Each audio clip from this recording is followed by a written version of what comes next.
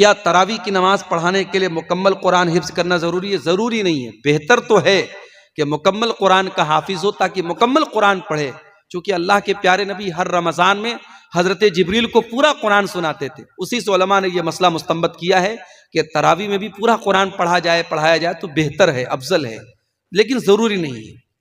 کیا عورتیں تراویح کی نماز مسجد میں مردوں کے ساتھ پڑھ سکتی ہیں؟ بالکل پڑھ سکتی ہیں، جیسے جمعہ کی نماز پڑھ سکتی ہیں، جیسے 5 وقتہ نماز پڑھ سکتی ہیں۔ اگر ان کے لیے سپریٹ انتظام ہے، پردے کے ساتھ وہ آ رہی ہیں اور کوئی ایسا کام نہیں کر رہی جو غیر شرعی ہے، جو شریعت کے رول اینڈ ریگولیشن کے خلاف ہے، تو تراویح کی نماز بھی پڑھ سکتی ہیں۔ حیض اور نفاس والی عورت فرض روزہ کی قضا کب پوری کرے گی؟ اگلے رمضان کے پہلے کرے گی۔ مان لیجئے کہ کسی عورت کے پیریڈ کی وجہ سے 5-6 روزے چھوٹ گئے، تو اس کو چاہیے کہ اگلے سال کا رمضان آنے کے پہلے بیچ میں کبھی بھی اس کو پورا کر لے۔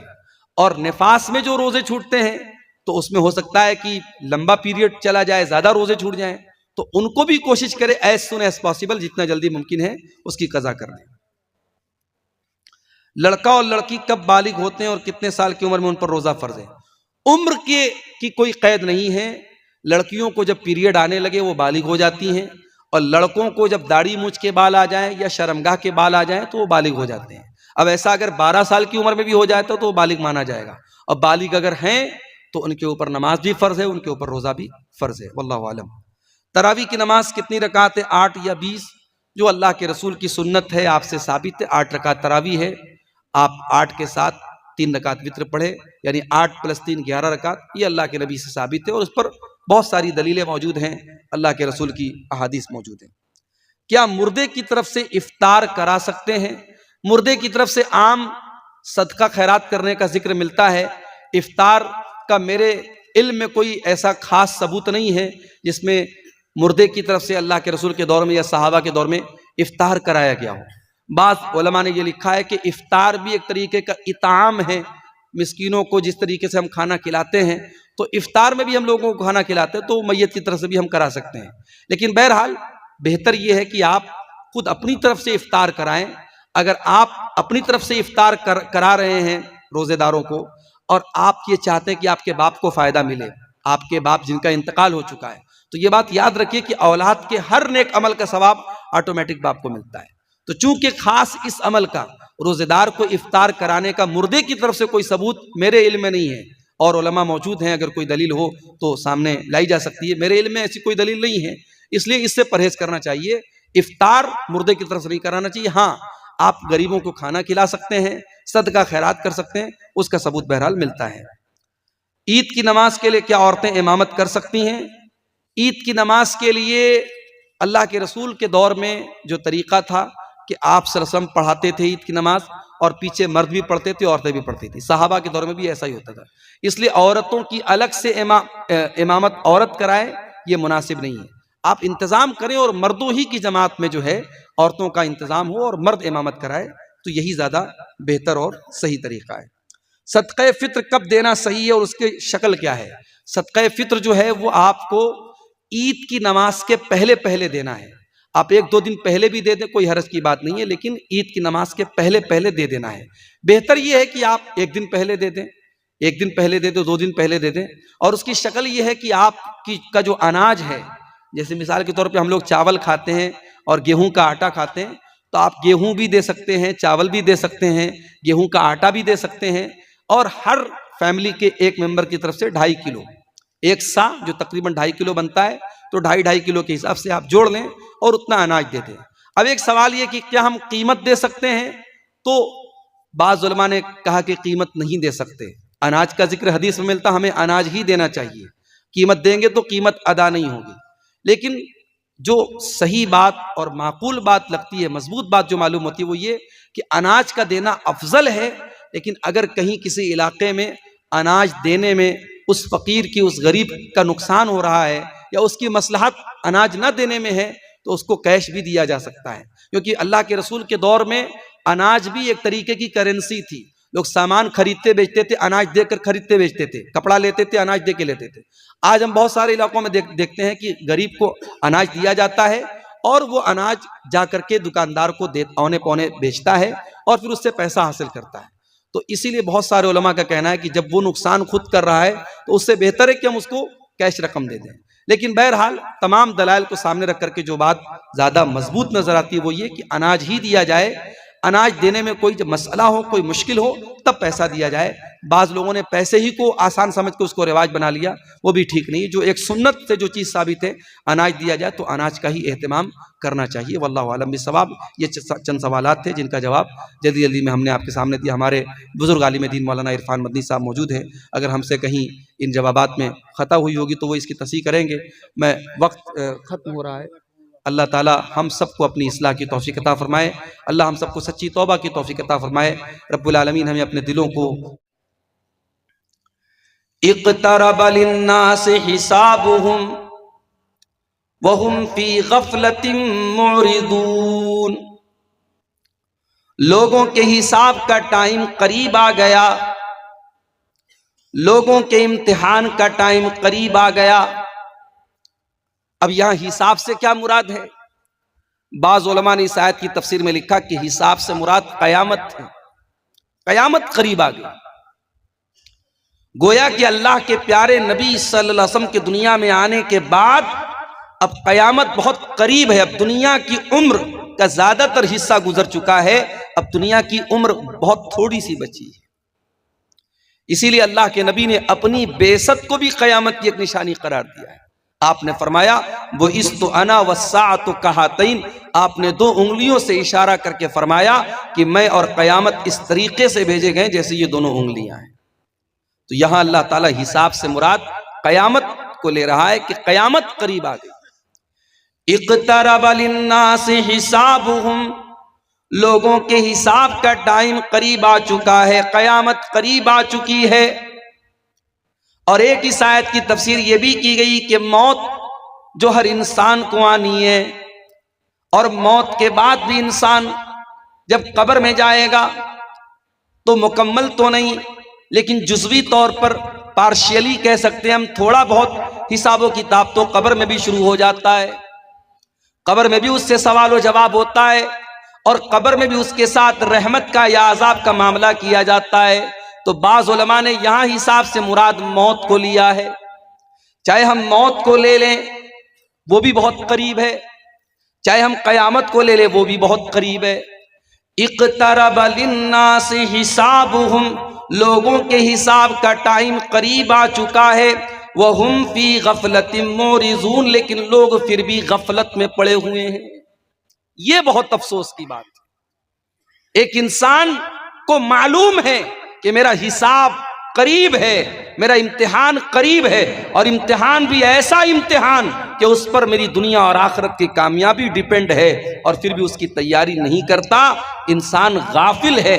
یہ بہت افسوس کی بات. اللہ نے اس پر افسوس ظاہر کیا. اقترب للناس حسابهم وهم فی غفلۃ معرضون. لوگوں کے حساب کا ٹائم قریب آ چکا ہے لیکن لوگ غفلت میں پڑے ہوئے ہیں اور اعراض کر رہے ہیں، اپنا منہ موڑ رہے ہیں.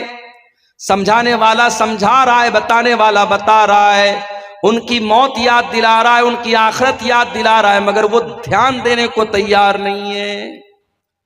اس میں اللہ تعالیٰ نے ہماری بہت بڑی بیماری کے بارے میں بتایا، غفلت کی بیماری. غفلت کا مطلب سمجھتے ہیں آپ؟ کبھی آپ روڈ پر چل رہے ہوں اور بیچ روڈ پر ایک آدمی دنیا و مافیہ سے بے خبر ہو کے بیچ روڈ پہ چل رہا ہو، اور آپ ہارن پر ہارن دے رہے ہو اور وہ ہٹ نہ رہا ہو، تو ہم کہتے ہیں یار یہ انسان کتنا بڑا لاپرواہ ہے، کتنا بڑا غافل ہے. اس کو اس بات کا بھی احساس نہیں کہ ایکسیڈنٹ ہو جائے گا، یہ مر جائے گا. ہم اس کیفیت کو غفلت بولتے ہیں. غفلت. انسان اپنے انجام سے بے خبر ہو کر کے زندگی گزارے، یہ غفلت ہے میرے پیارے ساتھی. اور آج معاف کیجئے گا ہم سب اس بیماری میں مبتلا ہو چکے ہیں. اور جو انسان غفلت کی بیماری میں مبتلا ہو جائے وہ جانور سے بھی بدتر ہے. آئیے قرآن کی ایک آیت ذرا دیکھتے ہیں. وَلَقَدْ زَرَعْنَا لِجَهَنَّمَ كَثِيرًا مِنَ الْجِنِّ وَالْإِنسِ لَهُمْ قُلُوبٌ لَا يَفْقَهُونَ بِهَا وَلَهُمْ أَعْيُنٌ لَا يُبْصِرُونَ بِهَا وَلَهُمْ آذَانٌ لَا يَسْمَعُونَ بِهَا. ہم نے بہت سارے جنات کو اور بہت سارے انسانوں کو جہنم کے لیے تیار کر کے رکھا ہے. جہنم کے لیے ہم نے فکس کر دیا ہے کہ وہ جہنم ہی میں جائیں گے. جنات بھی بہت سارے ایسے ہیں اور انسان بھی بہت سارے ایسے. ان کی پہچان کیا ہے؟ فرمایا لہم قلوب لا یفقہون بہا، ان کے پاس دل تو ہے، ان کے پاس دل تو ہے، لیکن وہ اس دل کا استعمال نہیں کرتے، وہ غور نہیں کرتے، وہ فکر نہیں کرتے. ان کے اندر سوچنے سمجھنے کی صلاحیت نہیں ہے. دل اور دماغ تو ہے مگر غور نہیں کرتے. وَلَهُمْ أَعْيُنٌ لَا يُبْصِرُونَ بِهَا، ان کے پاس آنکھیں تو ہیں مگر وہ دیکھتے نہیں ہیں. وَلَهُمْ آذَانٌ لَا يَسْمَعُونَ بِهَا، ان کے پاس کان تو ہے مگر وہ سنتے نہیں ہیں. کیا مطلب؟ بہرے ہیں؟ اندھے؟ نہیں. آنکھیں ہیں مگر عبرت کی نگاہیں نہیں ہیں. آنکھیں ہیں، سچائی کو نہیں دیکھتے، صحیح کیا ہے غلط کیا ہے اس کو نہیں دیکھتے. ان کی آنکھیں اس کے سلسلے میں بند ہو جاتی ہیں. کان ہیں، سنتے ہیں، مگر حق بات بیان کی جائے ایک کان سے سن کر کے دوسرے کان سے اڑا دیتے ہیں. اللہ فرماتا ہے ایسے لاپرواہ لوگ، ایسے غافل لوگ، ایسے بے خبر لوگ جن کے پاس دل اور دماغ تو ہے مگر استعمال نہیں کرتے، آنکھیں تو ہیں مگر سچائی کو نہیں دیکھتے، کان تو ہے مگر حق بات کو نہیں سنتے. فرمایا اولئک کالانعام بل ہم اضل، ایسے لوگ تو جانور ہیں بلکہ جانوروں سے بھی زیادہ بدتر ہیں. اولئک هم الغافلون، یہی وہ لوگ ہیں جو غافل ہیں. غافل قرار دیا اللہ تعالیٰ نے ایسے لوگوں کو جو اللہ رب العالمین کے دین کے سلسلے میں اپنے کان، اپنی آنکھ اور اپنے دل اور دماغ کا استعمال نہ کریں. میرے پیارے ساتھیوں، آج ذرا نوجوان نسل کے اوپر نظر اٹھا کے دیکھو. آج ہم سب اس غفلت کی بیماری میں مبتلا ہیں. آج ہمارا نوجوان اپنی زندگی کا مقصد کیا بنا کے بیٹھا ہے؟ کھانا ہے، کمانا، انجوائے کرنا ہے. نہ زندگی کا کوئی موٹو ہے، نہ مقصد ہے، نہ مشن ہے. اے مسلمان، اگر تیری زندگی کا مقصد صرف کھانا کمانا اور انجوائے کرنا ہے تو تیری زندگی کے بیچ میں اور ایک جانور کی زندگی میں کیا فرق ہے؟ تیری زندگی میں اور ایک مشرک کی اور ایک کافر کی زندگی میں کیا فرق ہے؟ معاف کرنا، اپنی شہوتوں کو پورا کرنا تو جانور کو بھی آتا ہے. اپنے کھانے کا انتظام کرنا تو جانور کو بھی آتا ہے. ایک حیوان بھی اپنا پیٹ پال لیتا ہے. اے انسان، تو اپنی شرمگاہ کی اور اپنے جسم کے تقاضے ہی پورے کرنے کے لیے نہیں آیا ہے. تیری زندگی کا مقصد بہت اعلیٰ ہے، تیری زندگی کا مقصد بہت بلند ہے. کیا ہے تیری زندگی کا مقصد؟ اللہ قرآن میں کہتا ہے وَمَا خَلَقْتُ الْجِنَّ وَالْإِنسَ إِلَّا لِيَعْبُدُونَ، میرے بندوں میں نے جنات کو اور انسان کو اپنی عبادت کے لیے پیدا کیا ہے. میں نے اس لیے پیدا کیا ہے تاکہ انسان میری توحید پر آ جائے، میری عبادت کرے، مجھ کو راضی کرے، ایسا کام کرے جس سے میں خوش ہو جاؤں. یہ ہے ہماری زندگی کا مقصد. ہماری زندگی کا مقصد کیا ہے؟ اللہ کو راضی کرنا ہے. یہی وجہ ہے قرآن کہتا ہے قُلْ إِنَّ صَلَاتِي وَنُسُكِي وَمَحْيَايَ وَمَمَاتِي لِلَّهِ رَبِّ الْعَالَمِينَ. اے نبی آپ فرما دیجئے میری نماز اللہ تعالیٰ کے لیے، میری قربانی اللہ تعالیٰ کے لیے، میرا جینا اللہ تعالیٰ کے لیے، میرا مرنا اللہ تعالیٰ کے لیے. میری زندگی کا مقصد تیرے دین کی سرفرازی. میں اسی لیے مسلمان، میں اسی لیے نمازی. یہ ہماری زندگی کا مقصد ہے. اور یہ مقصد جب انسان اس کو اپنا لے تو دنیا کی پرواہ نہیں کرتا. دنیا کیا کر رہی ہے، دنیا کیا کہہ رہے، نہیں، میرا رب کس میں خوش ہے، میرا رب کس میں راضی ہے. انسان اس بات کی پرواہ کرتا ہے. اسی لیے اللہ کے پیارے نبی فرماتے ہیں من التمس رضا اللہ بسخط الناس کفاہ اللہ مؤونۃ الناس.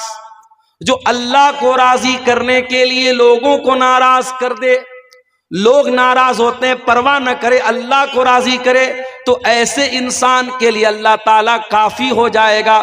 اللہ اسے لوگوں کا محتاج نہیں بنائے گا، لوگوں کے در کا بھکاری نہیں بنائے گا.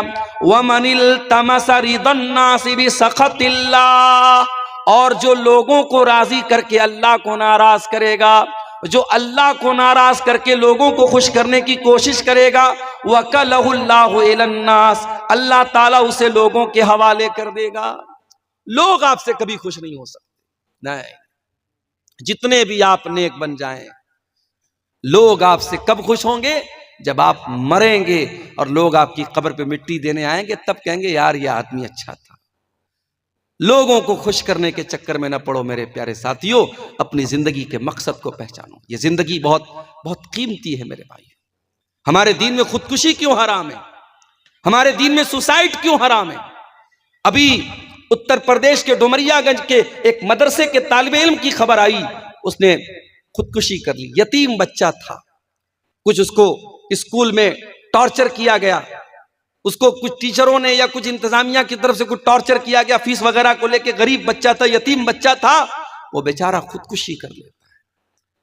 آج مسلمان جب خودکشی کرتا ہے کلیجہ پھٹ جاتا ہے میرے ساتھیوں۔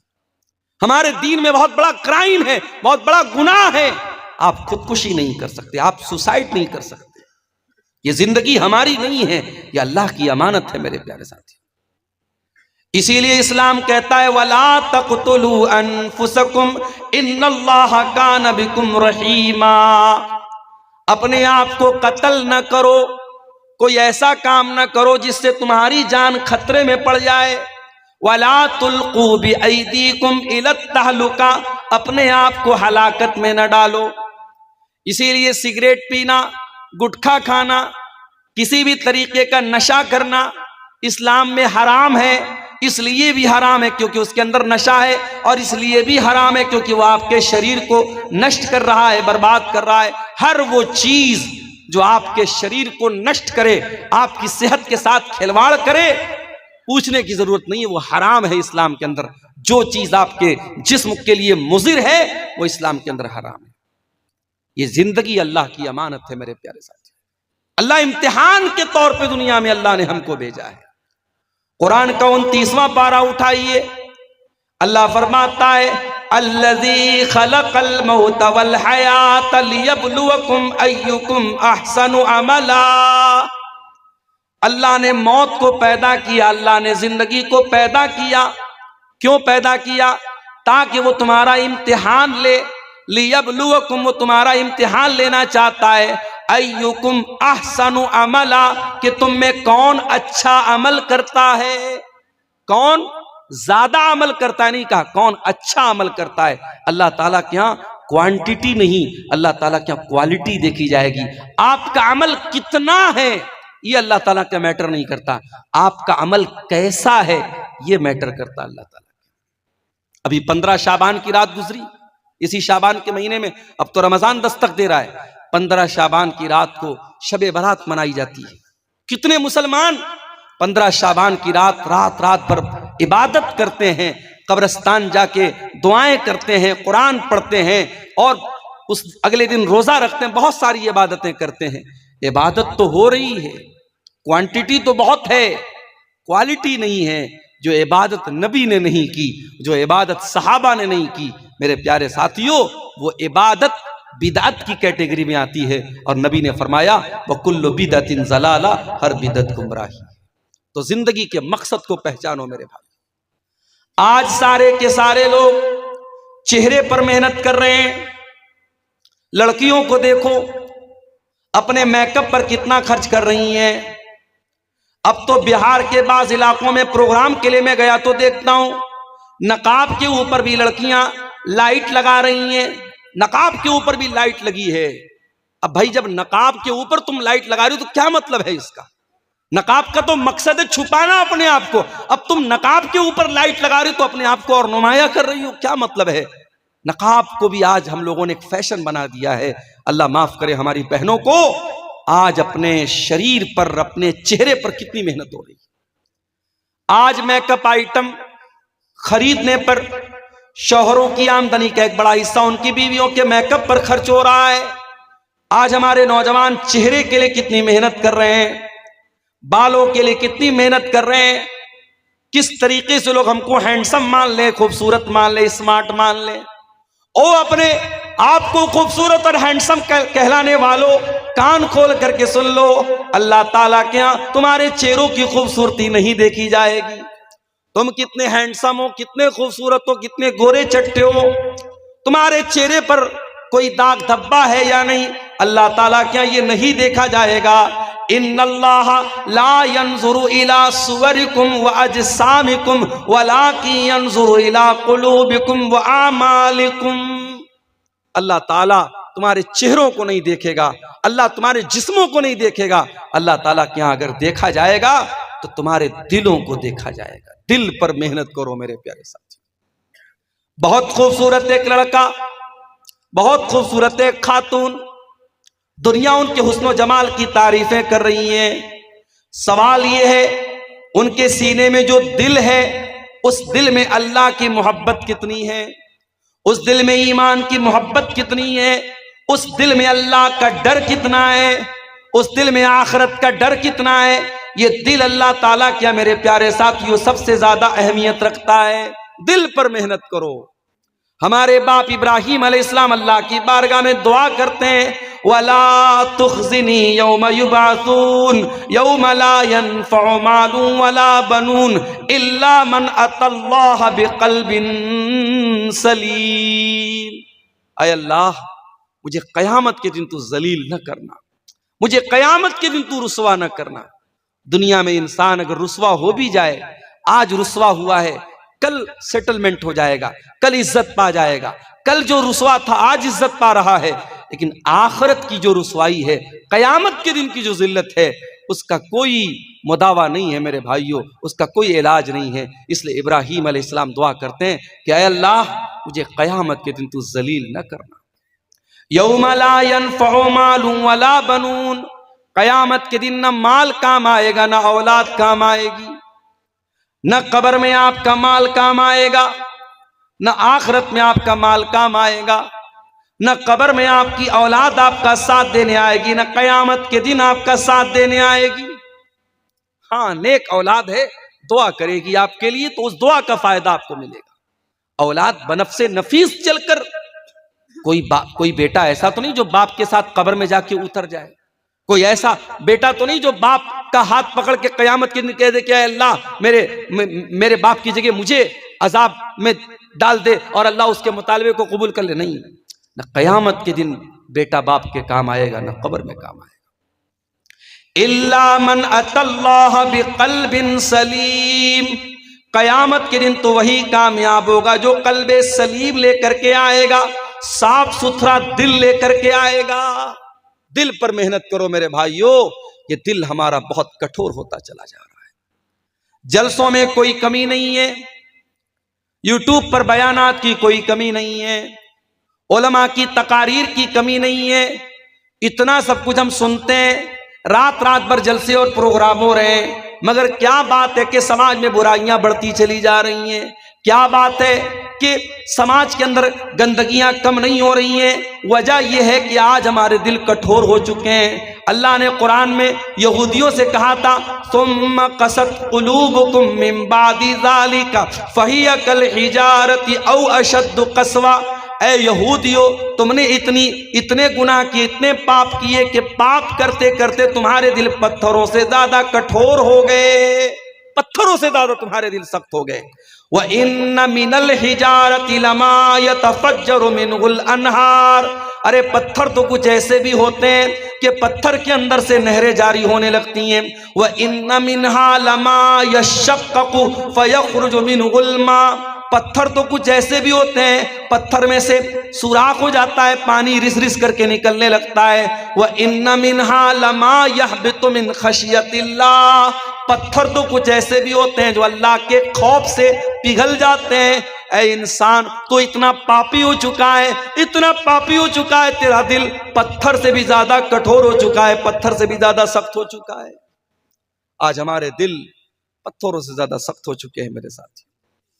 اور یاد رکھیے یہ مدرسے جو چلتے ہیں، یہ مدرسے آپ کے دل کی دنیا کو بدلنے کے لیے بنائے جاتے ہیں۔ ان مدرسوں میں آپ کے دل کی بیماریوں کا علاج پڑھایا جاتا ہے، دل کو کیسے اللہ کی طرف مائل کیا جائے، دل کو کیسے شریعت کی طرف مائل کیا جائے۔ اگر ایک جملے میں کہوں، ان مدرسوں کا بنیادی مقصد یہی ہوتا ہے۔ وہ شاعر نے کہا نا کہ یہ مدرسہ ہے تیرا میکدہ نہیں ساقی، یہاں کی خاک سے انسان بنائے جاتے ہیں۔ انسان کیسے بنتے ہیں؟ ان مدرسوں سے جو نکلتے ہیں، جو دین کے طلباء اور دین کے علماء اور دین کے داعی جو دنیا میں قرآن و سنت کو عام کرتے ہیں، یہی وہ لوگ ہوتے ہیں میرے بھائیوں جو اپنے دلوں کی اصلاح کرتے ہیں اور دوسروں کے دلوں کی اصلاح کرتے ہیں۔ دل پر محنت کرو میرے ساتھی۔ ہم نے تو کورونا کا دور بھی دیکھا ہے، ہم نے تو وہ دور دیکھا ہے جو کئی نسلوں نے نہیں دیکھا، جو کئی صدیوں نے نہیں دیکھا، ہم نے وہ دور دیکھا ہے۔ کورونا کا وہ دور جس دور میں ہماری مسجدیں بند ہو گئی، خانہ کعبہ اللہ کا گھر جو 24/7 جس کا طواف ہوتا رہتا ہے، جہاں نماز ہوتی رہتی ہے، وہ خانہ کعبہ وہ مقفل ہو گیا، وہاں تالا لگ گیا۔ مسجدوں میں نماز بند ہو گئی، گھروں میں عید کی نماز ہم لوگوں نے پڑھی، جمعہ گھر میں قائم کیا گیا۔ یہ سارے مسائل نئے نئے مسائل جنم لیتے ہیں، اور حالات اتنے بدتر ہوئے کہ ہم روزانہ انٹرنیٹ پر دیکھتے تھے آج امریکہ میں کتنے لوگ مرے، آج فلاں ملک میں کتنے لوگ مرے۔ کرکٹ کے اسکور کی طرح مرنے والوں کی تعداد دیکھی جاتی تھی، اور حالات یہاں تک ہم نے دیکھے۔ ہمارے یو پی میں بنارس کا میں رہنے والا ہوں، گنگا کے گھاٹ کے کنارے غیر مسلم بھائیوں کی لاشیں پڑی رہتی تھی، کوئی جلانے والا نہیں، کوئی ان کا انتم سنسکار کرنے والا نہیں۔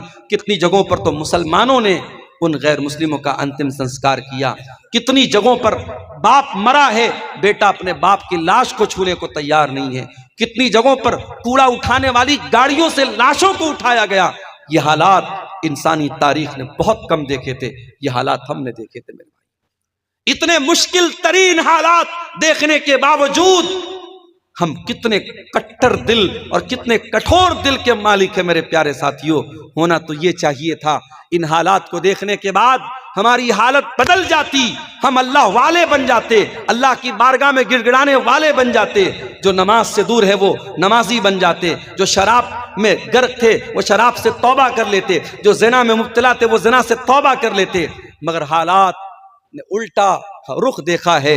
اتنی بڑی مصیبت کے بعد بھی ہماری بے راہ روی میں، ہماری گندگیوں میں، ہماری برائی میں کوئی کمی نہیں ہے۔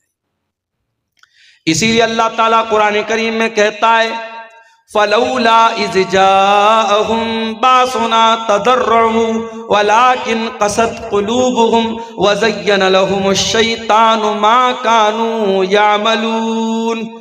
میرے بندو، جب مصیبتیں تمہارے اوپر آئیں، جب بیماریاں تمہارے اوپر آئیں، جب وائرس تمہارے اوپر آیا، ہونا تو یہ چاہیے تھا کہ تم اللہ کی بارگاہ میں تضرع کرتے، گڑ گڑاتے، اللہ سے معافی مانگتے، اللہ سے توبہ کرتے، لیکن تمہارے دل تو کٹھور ہو چکے ہیں، تمہارے دل تو سخت ہو چکے ہیں، اور شیطان تمہاری برائیوں کو اتنا سجا چکا ہے کہ تمہیں توبہ کرنے کی توفیق بھی نہیں ملتی، توبہ کرنے کی توفیق بھی نہیں ملتی۔ شیطان کا بہت پرانا ہتھیار ہے، جب آپ توبہ کرنے کا ارادہ کریں گے، شیطان کہے گا بعد میں کر لینا، بعد میں کر لینا، ابھی تو زندگی پڑی ہے، ابھی تو جوانی ہے، ابھی موج مستی کے دن ہے، کر لو۔ میرے نوجوان ساتھیوں، یہ جوانی کتنے دنوں تک باقی رہے گی اس کی کیا گارنٹی ہے؟ کتنے دنوں تک زندگی باقی رہے گی اس بات کی کیا گارنٹی ہے؟ ابھی ہمارے ایک دوست الہ آباد کے رہنے والے، پریاگ راج کے رہنے والے، ان کے بہنوئی اچھے خاصے چلتے پھرتے انسان 3 مہینہ پہلے بیمار ہوتے ہیں، زور زور سے ان کو کھانسی آنے لگتی ہے، ایڈمٹ کیا جاتا ہے، ڈاکٹر چیک اپ کرتا ہے، کہتا ہے ان کو کینسر کی بیماری ہے، اور کینسر ان کے پھیپھڑے تک پہنچ چکا ہے، لنگز تک پہنچ چکا ہے، ان کے پورے پھیپھڑے کو کینسر نے خراب کر دیا ہے۔ ڈاکٹر کہتا ہے کہ اب ان کا بچنا بہت مشکل ہے۔ بیچارے اس وقت پریاگ راج کے جو حالات ہیں الہ آباد کے، وہاں چونکہ مہا کمبھ چل رہا ہے اور آنے جانے کے کتنے مسئلے ہیں، بیچارے اپنے بہنوئی کو لے کر کے وہ بنارس پچھلے ہفتے آئے اور بنارس کے ایک ہاسپٹل میں ایڈمٹ کیا۔ میں گیا تھا وہاں دیکھنے، حالت دیکھ کر کے احساس ہوا میرے بھائیوں، کل تک جو انسان بالکل صحیح تھا، چل پھر رہا تھا، اور 1 مہینے کے اندر اندر آج حالت یہ ہے ان کی ہڈیوں میں جان باقی نہیں بچی ہے، کھڑے ہو رہے ہیں تو کھڑے نہیں ہو پا رہے، ٹک نہیں پا رہے ہیں۔ ڈاکٹر نے کہا کہ ان کی ہڈیوں کے اندر جو گودا ہوتا ہے اس کے اندر بھی کینسر کے جراثیم جا چکے ہیں، اب ان کا بچنا بہت مشکل ہے، اب ان کو لے جائیے، ان کو دعا کی ضرورت ہے، ان کو دوا کی ضرورت نہیں ہے۔ یہ بیماری پوچھ کر کے تو نہیں آتی میرے ساتھی، کوئی ایکسیڈنٹ پوچھ کر کے تو نہیں آتا۔ ایک نوجوان جا رہا ہے جھارکھنڈ میں، پچھلے مہینے ایک واقعہ ہوا، جلسے میں گیا، اور جب جلسے سے لوٹنے لگا تو مجھے معلوم ہوا کہ ایک نوجوان لڑکا، بالکل 20-22 سال کا ینگ لڑکا، حافظ قرآن، 2 چھوٹے چھوٹے بچوں کا باپ، جلسے میں جاتا ہے اور واپسی میں اس کی بائک جو ہے پیچھے سے ایک پک اپ والا ٹکر مارتا ہے اور آن دا اسپاٹ وہ لڑکا مر جاتا ہے۔ نوجوانوں، موت آپ سے پوچھ کر کے تو نہیں آئے گی، بیماری آپ کو پتہ بتا کر کے تو نہیں آئے گی، کس بات کا انتظار کر، کیوں توبہ کو کل پہ ٹال رہے ہو؟ اللہ کے پیارے نبی فرماتے ہیں اغتنم خمسن قبل خمسن، 5 چیزوں کی قدر کرو 5 چیزوں کے آنے سے پہلے، شبابک قبل حرمک، اپنی جوانی کی قدر کرو بڑھاپے کے آنے سے پہلے، وصحتک قبل سقمک، اپنی تندرستی کی قدر کرو بیمار ہونے سے پہلے، وغناک قبل فقرک، اپنی دولت کی قدر کرو غریب ہونے سے پہلے، وفراغک قبل شغلک، اپنے ٹائم کی قدر کرو اس کے پہلے کہ تم بزی ہو جاؤ، مصروف ہو جاؤ، وحیاتک قبل موتک، اور اپنی زندگی کی قدر کرو اپنی موت کے آنے سے پہلے۔ میرے بھائیوں، اس سے پہلے کہ موت کا فرشتہ آ جائے اور توبہ کرنے کی مہلت چھین لی جائے، آؤ توبہ کر لو، اللہ تیار ہے تمہاری توبہ قبول کرنے کے۔ ہم تو اردو میں محاورے میں بولتے ہیں صبح کا بھولا شام کو لوٹ جائے تو اسے بھولا نہیں کہتے، مگر اللہ کا قانون کیا ہے؟ اللہ کا قانون تو نرالا ہے۔ اگر آپ سچی توبہ کر لیں، کتنے بھی بڑے گنہگار ہیں، گناہوں میں ڈوبے ہوئے ہیں، اگر آج اور ابھی توبہ کر لیں، اللہ تعالیٰ نہ صرف یہ کہ آپ کی توبہ کو قبول کرنے کو تیار ہے، اللہ سارے پچھلے گناہوں کو معاف کرنے کو تیار ہے، بلکہ اللہ تو اتنا کریم ہے، اتنا کریم ہے، اتنا رحیم ہے، اللہ تو یہاں تک کہتا ہے إِلَّا مَن تَابَ وَآمَنَ وَعَمِلَ عَمَلًا صَالِحًا فَأُولَئِكَ يُبَدِّلُ اللَّهُ سَيِّئَاتِهِمْ حَسَنَاتٍ۔ اے میرے بندو، تم توبہ کر لو، ایمان لے آؤ، سیدھے راستے پر آ جاؤ، اے میرے بندو میں تمہارے سارے گناہوں کو نیکی میں کنورٹ کر دوں گا، تمہارے سارے گناہوں کو نیکی میں بدل دوں گا۔ اللہ تعالیٰ تو اتنا کریم ہے میرے پیارے ساتھیوں، اس لیے توبہ کو کل پہ نہ ٹالو۔ اگر توبہ کرنے کے بعد موت آ گئی تو انشاءاللہ نجات ملے گی۔ اس صحابی رسول کو دیکھو جن کا نام اسیرم تھا، اور وہ غزوہ بدر والے دن ایمان لائے تھے، اسی دن ایمان لائے اور ایمان لاتے ہی غزوہ بدر میں شامل ہوئے اور اللہ کی راہ میں شہید ہو گئے۔ حضرت اسیرم رضی اللہ تعالیٰ عنہ وہ صحابی ہیں، علماء کہتے ہیں یہ وہ صحابی ہیں جنہوں نے ایک ٹائم کی نماز بھی نہیں پڑھی، ایک ٹائم کی نماز بھی نہیں پڑھی، ایمان لائے اور ایمان لاتے ہی اللہ کی راہ میں جہاد میں چلے گئے اور اللہ کی راہ میں لڑتے لڑتے شہید ہو گئے، شہادت کی موت نصیب ہو گئی، نبی نے ان کو جنتی قرار دیا۔ ایک ٹائم کی نماز نہ پڑھنے کے باوجود وہ جنت میں چلے گئے، کیوں؟ کیونکہ زندگی نے ان کو مہلت نہیں دی نماز پڑھنے کی، ایمان لائے اور اللہ کی راہ میں شہید ہو گئے۔ میرے پیارے ساتھیوں، توبہ کو کل پر نہ ٹالو، کل کس نے دیکھا ہے؟ حضرت یوسف علیہ السلام کے بھائیوں کو دیکھو، جب انہوں نے اپنے بھائی کو قتل کرنے کی پلاننگ کی تو ان کے دماغ میں بھی شیطان نے یہی وسوسہ ڈالا کہ آج یہ گناہ کر لو، کل توبہ کر لیں گے۔ قرآن کہتا ہے بھائیوں نے آپس میں میٹنگ کی اور کہا اقتلوا یوسف او اطرحوه ارضا یخل لکم وجه ابیکم وتکونوا من بعده قوما صالحین۔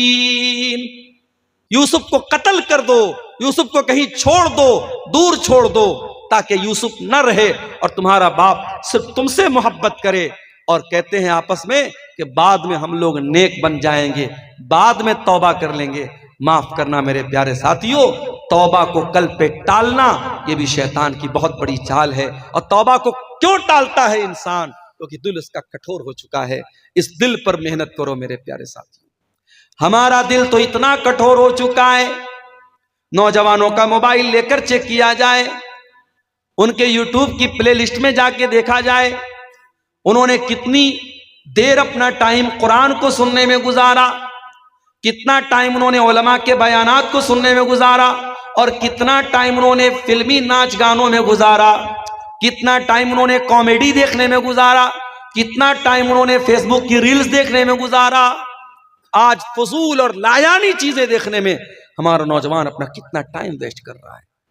میرے پیارے نوجوان ساتھیوں، اگر آپ کے دل کو میوزک سے سکون مل رہا ہے، گانے سے سکون مل رہا ہے، اگر آپ کو فیس بک کی بیہودہ ریل سے اور انسٹاگرام کے گندے ویڈیوز سے مزہ آ رہا ہے، اس کا مطلب یہ ہوا کہ آپ کا دل مردہ ہو چکا ہے، کیونکہ قرآن کہتا ہے الا بذکر اللہ تطمئن القلوب، او لوگو اللہ تعالیٰ کے ذکر سے ایمان والوں کے دل کو سکون ملتا ہے۔ جس دل میں ایمان ہوگا اس دل کو اللہ تعالیٰ کے ذکر سے اور قرآن سے سکون ملے گا۔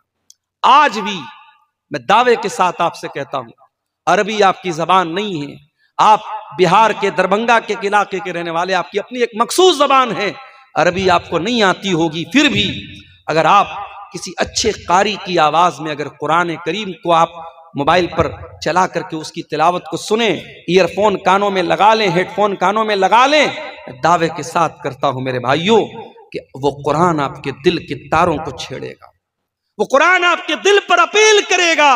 یہ قرآن کی خاصیت ہے میرے پیارے ساتھیوں۔ آج ہم حرم میں دیکھتے ہیں جب شیخ عبد الرحمن السدیس قرآن پڑھتے ہیں، جب شیخ شریم جب وہ قرآن پڑھتے تھے، حرم میں افریقہ کا کالا بھی ہے، امریکہ کا گورا بھی ہے، بنگال کا بنگالی بھی ہے، انڈیا اور پاکستان کا اردو ہندی بولنے والا بھی ہے، مختلف علاقوں کے لوگ ہیں، زبانیں الگ ہیں، کلچر الگ ہیں، مگر جب قرآن پڑھا جاتا ہے، عذاب کی آیتیں آتی ہیں، شیخ سدیس بھی رونے لگتے ہیں، شیخ شریم بھی رونے لگتے ہیں، اور وہ عربی نہ جاننے والا بھی جب وہ قرآن سنتا ہے اپنی آنکھوں پر اس کو بھی اختیار نہیں ہوتا، وہ بھی رونے لگتا ہے۔ یہ قرآن وہ کتاب ہے میرے ساتھ، اسی لیے اللہ اس کتاب کے بارے میں کہتا ہے لو انزلنا ھذا القرآن علی جبل لرأیتہ خاشعا متصدعا من خشیۃ اللہ، اگر اس قرآن کو ہم نے کسی پہاڑ کے اوپر بھی اتارا ہوتا تو پہاڑ بھی اللہ کے خوف سے ریزہ ریزہ ہو جاتا۔ اے انسانوں، تمہارے دل تو بڑے کمزور، بڑے نازک ہیں، گوشت پوست کے بنے ہوئے معمولی سے دل ہیں، قرآن کسی پہاڑ پہ اترتا تو پہاڑ بھی چور چور ہو جاتا، تمہارے دل کی کیا حیثیت ہے؟ تو قرآن سے اپنا تعلق جوڑو میرے پیارے ساتھیوں، قرآن آپ کے دل کو موم بنائے گا، قرآن آپ کے دل کو نرم بنائے گا۔ میری پیاری ماں بہنوں، افسوس کی بات ہے آج آپ بھی قرآن سے بہت دور ہیں۔ آج بعض خواتین کا فون آتا ہے، مولانا صاحب ہم اپنے مخصوص ایام میں ناپاکی کی حالت میں، جن ایام میں نماز پڑھنا ہمارے لیے منع ہے، ان ایام میں ہم قرآن پڑھ سکتے ہیں یا نہیں؟ تو کان کھول کر کے سن لیں، جو صحیح مسئلہ جو علماء محققین نے بیان کیا ہے کہ قرآن کو ٹچ کرنا، حیض کی حالت میں عورت ڈائریکٹ قرآن کو ٹچ کرے یہ منع ہے، اس میں بھی اختلاف ہے، لیکن چلو جو زیادہ راجی اور مضبوط بات ہے وہ یہی ہے کہ عورت اگر پیریڈ میں ہے تو ڈائریکٹ قرآن کو ٹچ نہ کرے، مگر قرآن پڑھنے سے منع نہیں کیا گیا۔ اور آج موبائل پر آپ کو قرآن پڑھنے کی سہولت ہے، میری پیاری ماں اور بہنوں، آپ کے پاس کوئی بہانہ نہیں ہے، اینی ٹائم جہاں چاہیں آپ قرآن پڑھ سکتے ہیں۔ اس قرآن سے اپنا تعلق جوڑو میرے بھائیوں، آپ سے بھی کہتا ہوں، میری بہنوں آپ سے بھی کہتا ہوں، یہی وہ قرآن ہے۔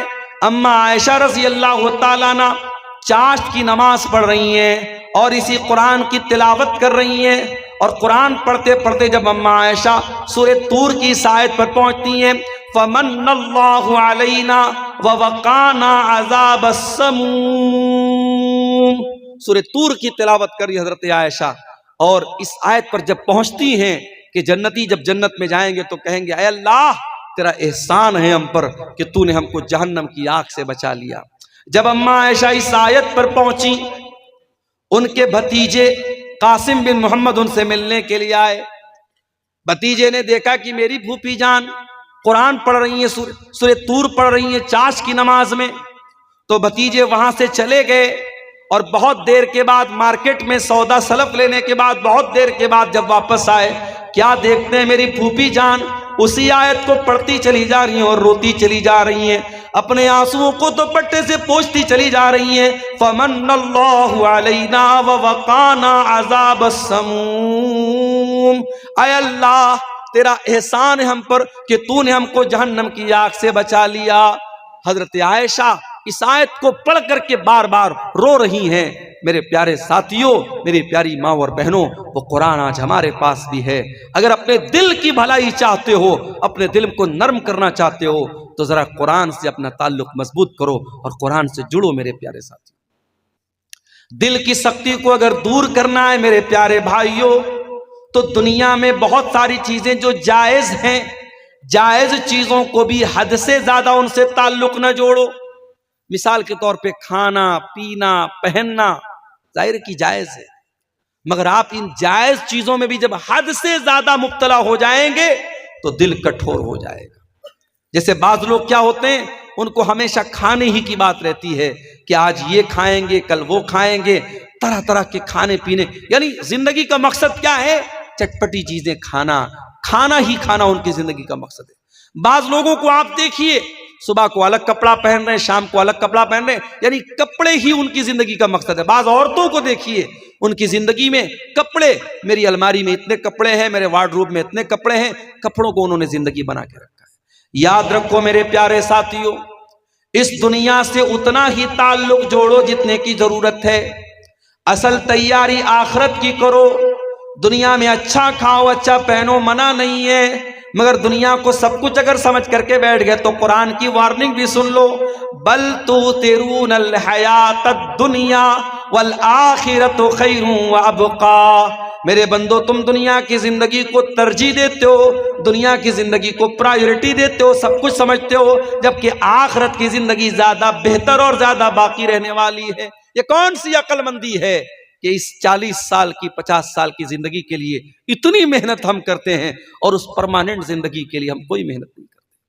میں نے اپنی آنکھوں سے دیکھا ہے لوگوں کو جن کو اپنے سونے کی چوڑیوں پر بڑا ناز تھا، وہ عورتیں جب مر گئیں ان کی چوڑیاں کسی اور کے ہاتھوں میں چلی گئی۔ جن کو اپنے بینک بیلنس پر بڑا ناز تھا، اپنی دولت پر بڑا ناز تھا، اپنی سرکاری نوکری پر بڑا ناز تھا، آج دنیا سے چلے گئے۔ ان کے بچے کہیں چلے گئے، ان کی بیوی کہیں چلی گئی، ان کی پراپرٹی پر کوئی اور قابض ہو گیا۔ میرے پیارے ساتھیوں، یہ دنیا ہے، یہ دنیا ہے۔ وَمَا الْحَيَاةُ الدُّنْيَا إِلَّا مَتَاعُ الْغُرُورِ، یہ دھوکے کا سامان ہے، یہ دھوکے کا سامان ہے، بڑی بے وفا ہے یہ دنیا۔ اس دنیا نے آج تک کسی کے ساتھ وفا نہیں کی۔ عبد الرحمن ابن عوف کو دیکھو، کون ہے عبد الرحمن بن عوف؟ نبی کے بڑے جلیل القدر صحابی ہیں، نبی کے ان 10 صحابہ میں شامل ہیں جن کو اللہ کے نبی نے جنت کی خوشخبری سنائی ہے۔ رمضان کا مہینہ ہے، دسترخوان لگا ہوا ہے، عبد الرحمن بن عوف افطار کرنے کے لیے بیٹھے ہوئے ہیں۔ اچانک ان کو جنگ احد کا ایک منظر یاد آ جاتا ہے۔ جنگ احد میں اللہ کے نبی کے ایک صحابی جن کا نام مصعب بن عمیر تھا، وہ شہید ہو جاتے ہیں۔ مصعب بن عمیر لمبے تڑنگے بدن کے مالک تھے، جب کفنایا جانے لگا تو کفن کی چادر چھوٹی پڑ گئی، ان کے سر کو ڈھانپا جاتا تھا تو پیر کھل جاتا تھا، پیر کو ڈھانپا جاتا تھا تو سر کھل جاتا تھا۔ بڑی مشکل سے ان کے سر کو ڈھانپا گیا اور پیر کے اوپر اذخر گھاس کو ڈال کر کے ان کو قبر میں ڈالا گیا۔ عبد الرحمن بن عوف کہتے ہیں، او لوگو، مصعب بن عمیر اللہ کے نبی کے اتنے جلیل القدر صحابی تھے، اور اس حالت میں ان کو دفن کیا گیا کہ ان کو کفن کی چادر تک نصیب نہ ہوئی۔ یہ وہ لوگ تھے جنہوں نے دنیا میں نیکی کی اور آخرت میں اس کا بدلہ پائیں گے، اور ایک ہم لوگ ہیں کہ جو اپنی نیکی کا مزہ دنیا میں پا رہے، دنیا میں کھا رہے ہیں۔ اتنا کہہ کر کے عبد الرحمن ابن عوف رونے لگے اور دسترخوان چھوڑ کر کے چلے گئے۔ ایک چیز اپنے منہ میں نہ ڈالی، دنیا کی ساری نعمتیں ان کے لیے حقیر بن گئی۔ میرے بھائیوں، ساری نعمتیں سامنے ہیں، مگر جب اپنی آخرت کو یاد کیا، اپنے انجام کو یاد کیا، عبد الرحمن ابن عوف نے اس دسترخوان سے ایک بھی سامان نہیں اٹھایا اور بغیر کھائے چل دیے۔ تو کھاؤ پیو، لیکن ایک حد تک میرے پیارے ساتھیوں دنیا سے ایک حد تک اپنا تعلق جوڑو۔ اسی لیے قرآن کہتا ہے وَابْتَغِ فِي مَا آتَاكَ اللَّهُ الدَّارَ الْآخِرَةَ وَلَا تَنْسَ نَصِيبَكَ مِنَ الدُّنْيَا، دنیا میں آخرت کی تیاری کرو اور دنیا کو سب کچھ نہ سمجھو۔ دنیا میں جو تمہارا حق ہے، جو حصہ ہے، اس کو مت بھولو، لیکن دنیا میں آخرت کی تیاری کرو۔ تو دل کی سختی کو اگر دور کرنا ہے تو یہ کام ہمیں کرنا پڑے گا کہ ہم دنیا سے بس ضرورت بھر تعلق رکھیں، دنیا دار نہ بنے، دنیا پرست نہ بنے۔ دل کی سختی کو اگر دور کرنا ہے تو ایک اور کام کرنا پڑے گا، بہت زیادہ ہنسی مذاق کرنا، بہت زیادہ چٹکلے بازی کرنا، لطیفے سنانا، اس سے بھی پرہیز کرنا چاہیے۔ اللہ کے پیارے نبی فرماتے ہیں وَلَا تُكْثِرِ الضِّحْكَ فَإِنَّ كَثْرَةَ الضِّحْكِ تُمِيتُ الْقَلْبَ، بہت زیادہ ہنسی مذاق نہ کیا کرو، بہت زیادہ ہنسی مذاق کرنے سے دل مردہ ہو جاتا ہے۔ بعض لوگوں کو آپ دیکھیے ان کا ایک مزاج ہوتا ہے، ان کو جب دیکھو تب ہنسی مذاق اور چٹکلے بازی ان کی زندگی کا مقصد ہوتا ہے۔ معاف کرنا میرے پیارے ساتھیوں، ہنسی مذاق کی بھی ایک سیما ہوتی ہے۔ اگر آپ زندگی کو لے کر کے سیریس نہیں ہیں، اپنے انجام کو لے کر کے سیریس نہیں ہیں، اس کا مطلب کہ آپ کا دل مردہ ہو رہا ہے۔ نبی نے فرمایا کہ زیادہ ہنسنے سے دل مردہ ہو جاتا ہے۔ اگر اس دل کی سختی کو دور کرنا ہے، ایک اور کام ہم کو کرنا پڑے گا، اور وہ کام یہ ہے کہ کثرت سے اللہ تعالیٰ کا ذکر کریں، اللہ کو کثرت سے یاد کریں۔ جتنا زیادہ اللہ کو یاد کریں گے اتنا دل کے اندر نرمی پیدا ہوگی۔ امام حسن بصری کے پاس ایک آدمی آیا، اس نے کہا امام صاحب میرا دل بڑا سخت محسوس ہوتا ہے، میں کیا کروں؟ امام صاحب نے فرمایا عذبہ بذکر اللہ، اپنے دل کو اللہ تعالیٰ کے ذکر سے ملائم بناؤ، نرم بناؤ، دل کو پگھلا دو اللہ تعالیٰ کے ذکر سے۔ جتنا آپ اللہ تعالیٰ کا ذکر کریں گے دل کی سختی اتنی دور ہوگی، دل اتنا ملائم ہوگا، دل اتنا نرم ہوگا۔ اسی طریقے سے اگر دل کی سختی کو دور کرنا ہے، ایک اور کام ضرور کیجئے۔ آج باڑ سمیلہ میں یہ پروگرام ہو رہا ہے، ہو سکتا ہے یہ تو سالانہ پروگرام ہے، آپ کی مسجدوں میں کبھی کوئی عالم آیا، کوئی درس ہو رہا ہے، کوئی دین کی بات ہو رہی ہے، کوئی مہمان عالم آیا، کوئی درس دے رہے ہیں، تقریر کر رہے ہیں، اس طریقے کی دینی مجلسوں میں ضرور شرکت کیا کرو میرے ساتھی۔ کوئی عالم اگر آپ کے محلے کی، آپ کی گاؤں کی مسجد میں آتا ہے اور آپ کو دین کی باتیں سناتا ہے، نصیحت کرتا ہے، اس طریقے کی علمی مجالس میں ضرور شرکت کیا کرو۔ قرآن کہتا ہے وَذَكِّرْ فَإِنَّ الذِّكْرَىٰ تَنفَعُ الْمُؤْمِنِينَ، اے نبی آپ نصیحت سنائیے، نصیحت مومنوں کو فائدہ پہنچاتی ہے۔ امام احمد ابن حنبل رحمۃ اللہ علیہ بہت بڑے امام تھے، ان کو 3 بادشاہوں نے کوڑے مروائے تھے، ان کے پیٹھ پر جلادوں نے کوڑے مارے تھے، اتنے کوڑے مارے گئے تھے ان کو کہ لکھنے والوں نے لکھا ہاتھی کو مارا جاتا تو ہاتھی پاگل ہو جاتا۔ اور کیوں کوڑے کھائے تھے امام احمد ابن حنبل نے؟ کوئی چوری کی تھی انہوں نے نعوذ باللہ، کوئی غلط کام کیا تھا؟ نہیں، ایک عقیدے کا مسئلہ تھا، عقیدے کا مسئلہ تھا۔ اس زمانے میں ایک فتنہ پیدا ہوا کہ قرآن اللہ کا کلام نہیں ہے، قرآن اللہ کی مخلوق ہے۔ امام احمد ابن حنبل نے ڈنکے کی چوٹ پر کہا کہ نہیں، قرآن اللہ کا کلام ہے، اور یہی عقیدہ نبی نے ہم کو دیا ہے، یہی عقیدہ صحابہ نے ہم کو دیا ہے، ہم اسی عقیدے پر قائم رہیں گے، اگر اس کے خلاف کوئی عقیدہ ہے ہم اس کو نہیں مانیں گے۔ اس عقیدے کی بنیاد پر امام احمد ابن حنبل کو 3 بادشاہوں کے دور میں، 3 خلفاء کے دور میں کوڑے مارے گئے۔ امام احمد ابن حنبل جب جیل جا رہے تھے، ان کے ہاتھوں اور پیروں میں زنجیریں جکڑی جا رہی تھیں، تو امام احمد ابن حنبل کہتے ہیں کہ ایک عرابی، ایک دیہاتی، اس موقع پر اس کی نظر میرے اوپر پڑی، اس نے دیکھا کہ امام احمد ابن حنبل صحیح عقیدے کے لیے اور قرآن و حدیث کے دفاع کے لیے جیل جا رہے ہیں اور ان کے ہاتھ اور پیروں میں زنجیریں ہیں۔ اس نے کہا یا احمد ان یقتلک الحق مت شہیدا وان عشت عشت حمیدا، اے احمد ابن حنبل سچائی کے راستے میں تم جیل میں جا رہے ہو، حق راستے میں تم جیل میں جا رہے ہو، اگر اس سچائی کے راستے میں، حق کے راستے میں اگر آپ کو موت آ جائے تو اے احمد ابن حنبل آپ شہادت کی موت آپ کو آئے گی، شہید ہو جائیں گے آپ، اور اگر زندہ رہیں گے، اگر آپ بچ گئے تو دنیا تعریف کرے گی کہ احمد ابن حنبل اللہ کی توحید کے لیے جیل میں گیا تھا۔ اے احمد ابن حنبل، آپ کے دونوں ہاتھ میں لڈو ہے، مر گئے تو شہادت کی موت ہوگی، بچ گئے تو لوگ آپ کی تعریف کریں گے۔ احمد ابن حنبل کہتے جب میں جیل میں گیا اور جلادوں نے میری پیٹھ پر کوڑے برسائے اور میرے ہاتھوں میں جب زنجیریں پہنائی گئیں تو مجھے اس جلاد کی بات، اس عرابی کی بات یاد آئی، اس دیہاتی کی بات یاد آئی، فقوی قلبی، اور اس کی باتوں کو یاد کر کے میرا دل مضبوط ہو گیا۔ میرے پیارے ساتھیوں، کبھی ایسا ہوتا ہے کوئی ایک تقریر، کوئی ایک بات، کسی عالم کی کوئی ایک نصیحت دل کی دنیا بدل دیتی ہے۔ ایک ڈاکو تھا جس کا کام تھا ڈاکہ ڈالنا، جس کا کام تھا چوری کرنا، لوگوں کے گھروں میں جا کے چوری کرتا تھا، ڈاکہ ڈالتا تھا۔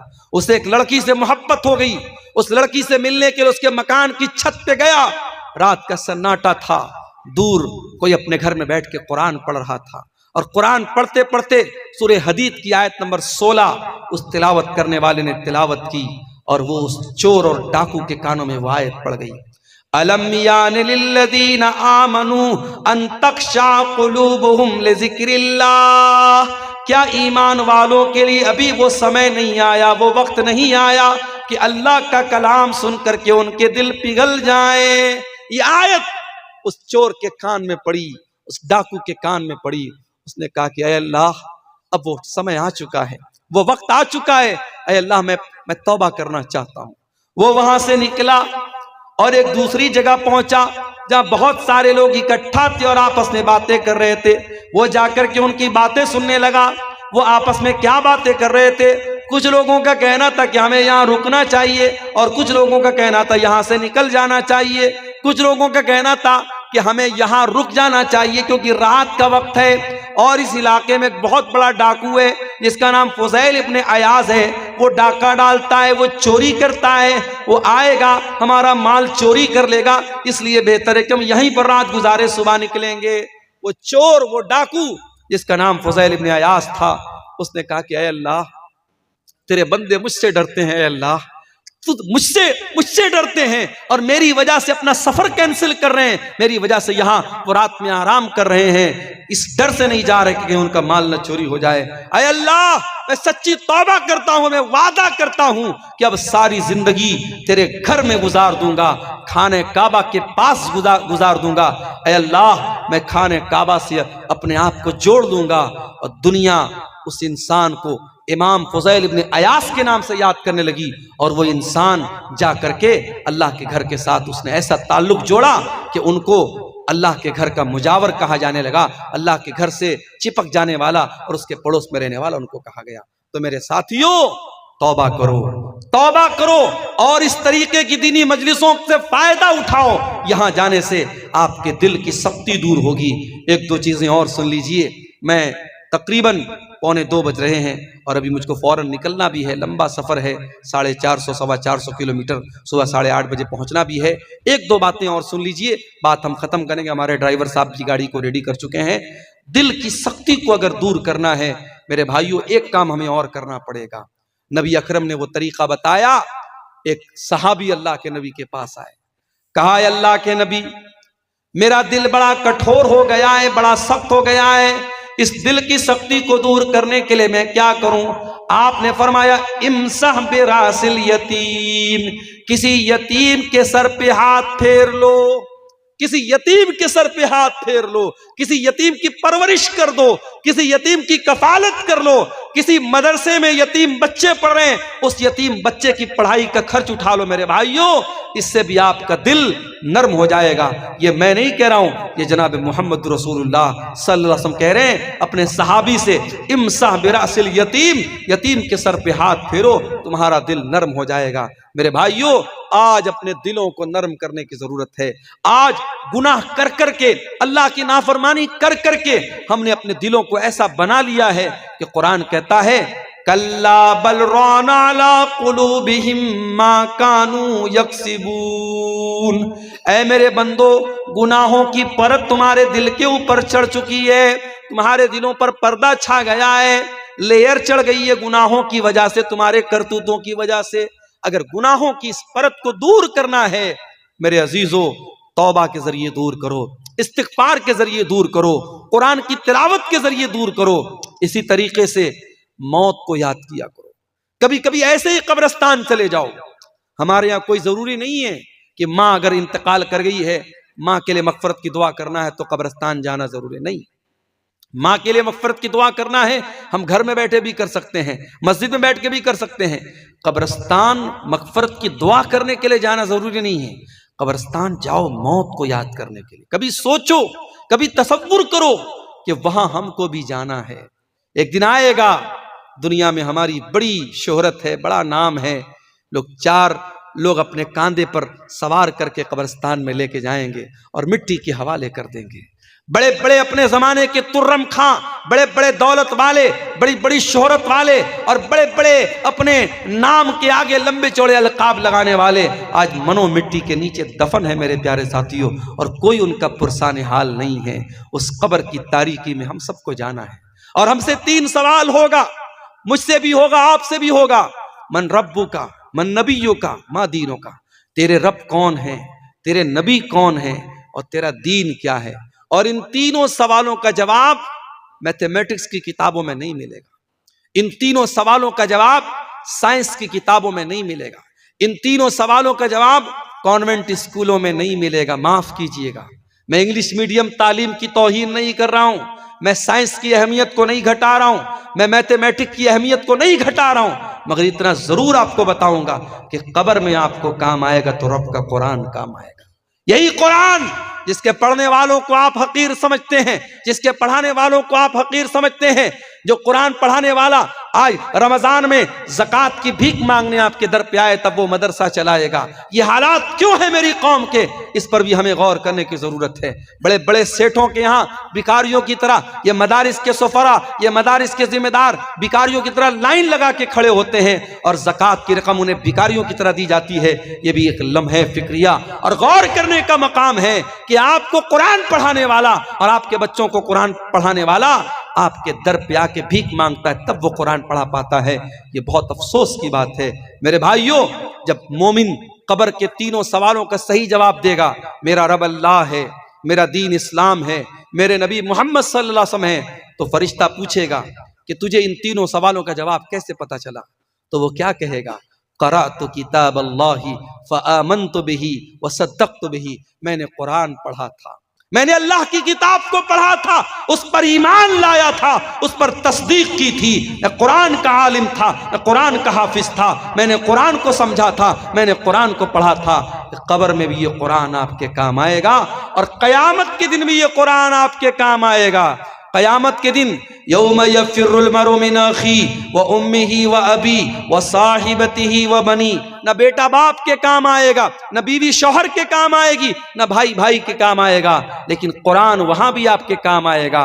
نبی اکرم فرماتے ہیں اقرؤوا القرآن فإنہ یأتی یوم القیامۃ شفیعا لأصحابہ، قرآن پڑھا کرو، قرآن قیامت کے دن سفارش کرے گا تمہارے لیے، تمہارے حق میں اللہ تعالیٰ سے لڑے گا۔ میرے بھائیوں، قرآن سے اپنا تعلق مضبوط کرو، موت کو یاد کرو، قبرستان جایا کرو، اس سے بھی انشاءاللہ ہمارے دلوں کی سختی دور ہوگی۔ اور آخری چیز میرے پیارے ساتھیوں، دل کی سختی کو دور کرنا ہے تو دل کے مالک سے اپنی لو لگا لو۔